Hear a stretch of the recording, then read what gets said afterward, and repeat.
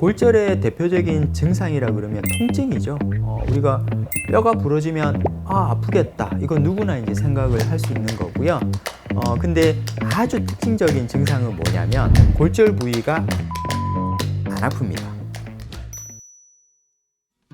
네, 안녕하세요. 예, 저는 부산 백병원의 정형외과에서 척추를 공부하고 수술하는 박대현 교수라고 합니다. 예, 반갑습니다.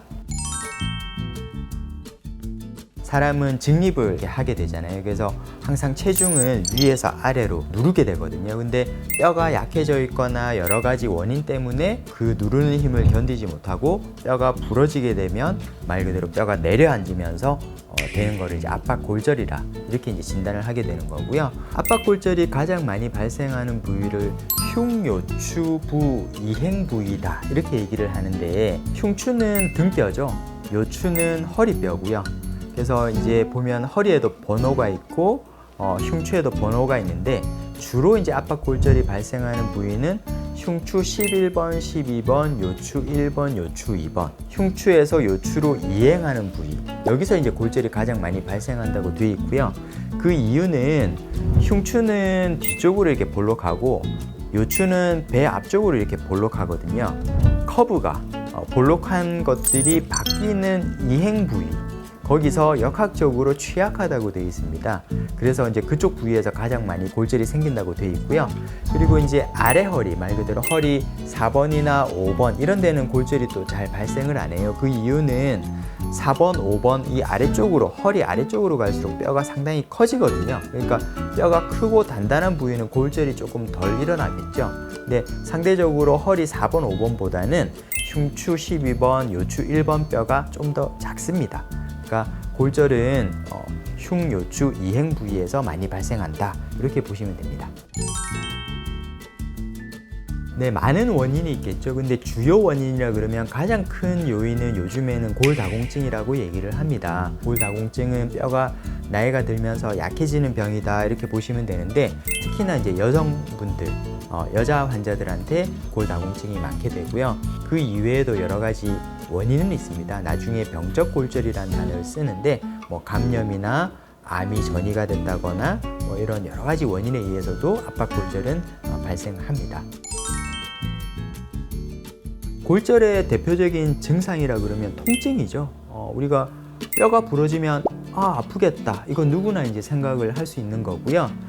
근데 아주 특징적인 증상은 뭐냐면, 골절이 있으면 골절 부위가 안 움직이면 안 아픕니다. 그러니까 우리가 척추에 압박골절이 있는 경우에는 누워 있을 때는 안 아픕니다.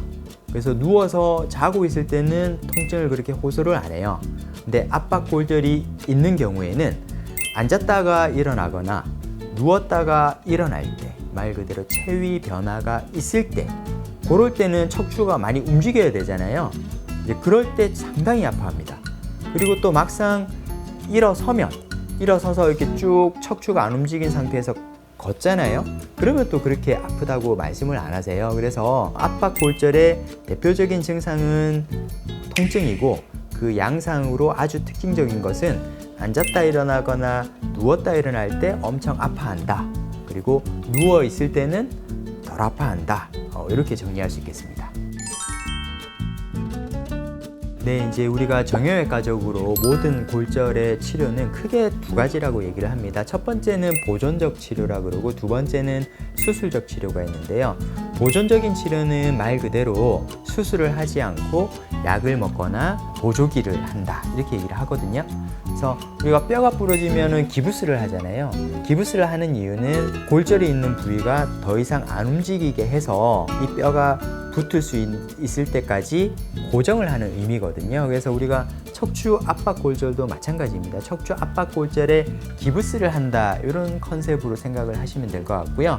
아프니까 소염 진통제 같은 약물을 먹으면서 뼈가 붙을 때까지 좀 기다리는, 이제 이런 경우는 압박골절이 심하게 내려앉지 않거나 통증은 있지만 참을 수 있을 정도다, 그리고 나는 시술이나 수술은 무조건 하기 싫다, 이런 분들한테 이제 보존적 치료를 하게 되는 거고요. 수술적인 치료는 뼈가 부러지면 우리가 등 뒤에서 빨대 같은 걸 꼽아가지고 거기다가 딱딱하게 굳는 의료용 시멘트를 넣는 시술을 합니다. 그러면 그 주변이 딱딱해지면서 골절 부위가 고정이 되는 효과가 있으면서 통증이 빨리 사라지는 효과거든요. 그 앞에 이제 풍선이라는 단어가 들어가면 내려앉은 거를 풍선을 넣어가지고 살짝 이렇게 들어 올려줍니다. 들어 올려주고 그 공간에다가 시멘트가 들어가는 시술이거든요. 그래서 이 압박 골절이 정도가 너무 심하다거나 아니면 환자분이 너무 아파서 일상생활을 못하겠다고 하거나 아주 드물지만 골절 때문에 신경이 눌려서 마비가 올 수도 있거든요. 이제 이런 경우에는 수술적인 치료를 해줘야 됩니다.